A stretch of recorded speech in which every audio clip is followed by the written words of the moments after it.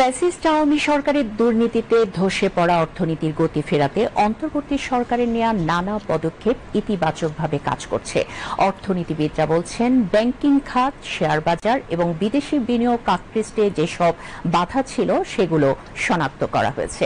এটি দেশের অর্থনীতির জন্য ইতিবাচক বিষয়। নির্বাচনের পর রাজনৈতিক সরকার আসলে দেশের অর্থনৈতিক গতিশীলতা আরও বাড়বে বলেও মনে করছেন অর্থনীতিবিদরা।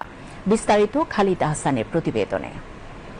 ফ্যাসিস্ট আওয়ামী শাসন আমলের ১.৫ দশকে দেশের ব্যাংকিং খাত, শেয়ার বাজার সহ বিভিন্ন আর্থিক ও বাণিজ্যিক প্রতিষ্ঠানে রীতিমতো লুটপাট চালায় তৎকালীন সরকার ঘনিষ্ঠরা। এতে গভীর সংকটে পড়ে দেশের অর্থনীতি। ৫ আগস্ট ঐতিহাসিক গণঅভ্যুত্থানের পর সংকটে পড়া বিভিন্ন খাতে সংস্কারের উদ্যোগ নেয় অন্তর্বর্তীকালীন সরকার। দেশের বিশিষ্ট অর্থনীতিবিদ এবং ইনভেস্টমেন্ট কর্পোরেশন অব বাংলাদেশ আইসিবির চেয়ারম্যান অধ্যাপক ডক্টর আবু আহমেদ মনে করেন, ধসে পড়া অর্থনীতিকে টেনে তুলতে অন্তর্বর্তীকালীন সরকারের নেওয়া নানা পদক্ষেপ ইতিবাচকভাবে কাজ করছে। অনেক পজিটিভ সাইড আছে, যেমন ধরো আমাদের রিজার্ভ বাড়তেছে,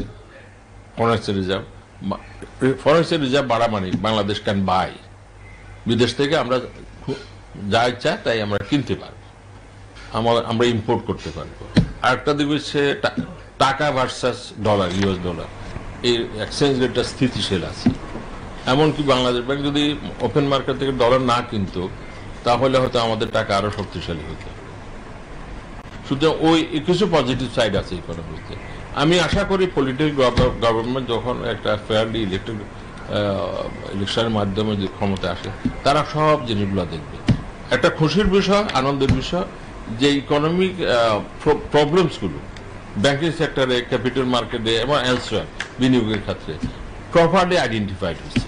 এখন যেটা নতুন সরকার আসবে তাদের দায়িত্ব হবে সেগুলো অ্যাড্রেস করা। দেশের প্রখ্যাত এই অর্থনীতিবিদ মনে করেন, অর্থনৈতিক সক্ষমতার সাথে সামঞ্জস্য রেখে পরিকল্পনা গ্রহণ করতে হবে। একই সাথে বিদেশি বিনিয়োগ আকৃষ্টে ট্যাক্স কমানো সহ অন্যান্য প্রক্রিয়া সহজীকরণ করতে হবে। 15 বছর কিংবা 8 থেকে শুরু হয়েছে, সাইজ অফ দ্য গভর্নমেন্ট অনেক বড়, বেশি ইকোনমির তুলনায় সাইজ অফ দ্য গভর্নমেন্ট বেশি।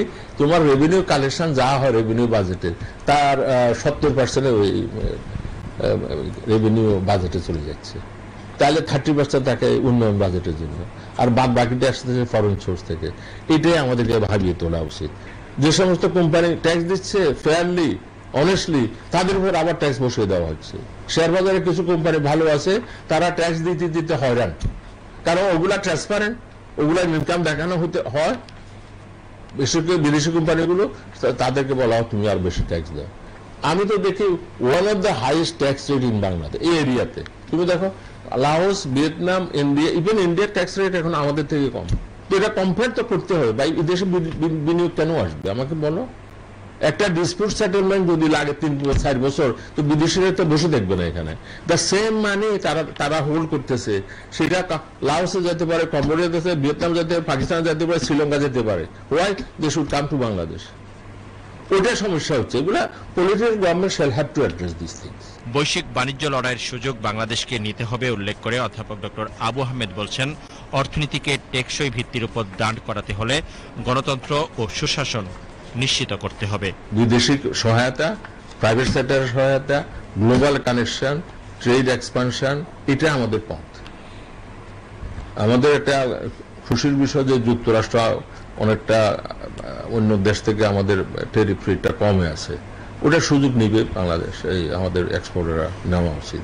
পলিটিক্যাল গভর্নমেন্ট আসলে আমি আশা করি তারাও জাগ্রত হবে, অন্য নতুন বিনিয়োগকারী ব্যবসায়ী তারাও এগিয়ে আসবে। তখন বিদেশিরা আস্থা পাবে। যে বিদেশিরা কখন আস্থা পায়? যখন তোমার দেশের লোকেরা নড়ছড়ে বসে। হ্যাঁ, তারা তো দেখে, কারণ তারা আরো বেশি রেট অফ রিটার্ন চায়, যদি ওরা বিদেশি। সুতরাং সবকিছু আমরা হতাশ হওয়ার কোনো কারণ আমি দেখি না। ডেমোক্রেসি, হিউম্যান রাইটস ও ইকোনমিক ট্রান্সপারেন্সি এবং নিয়ম কানুন সহজ করতে হবে। ডেমোক্রেসি এই জন্য আমাদের দরকার, তাহা না হলে স্বৈরতন্ত্র হবে, যেটা গত 15 বছরে আমরা দেখেছি। শুধু একটা গোষ্ঠীর জন্য সবকিছুকে ব্যবহার করা হয়েছে। Khalid Ahsan, BTV news, Dhaka.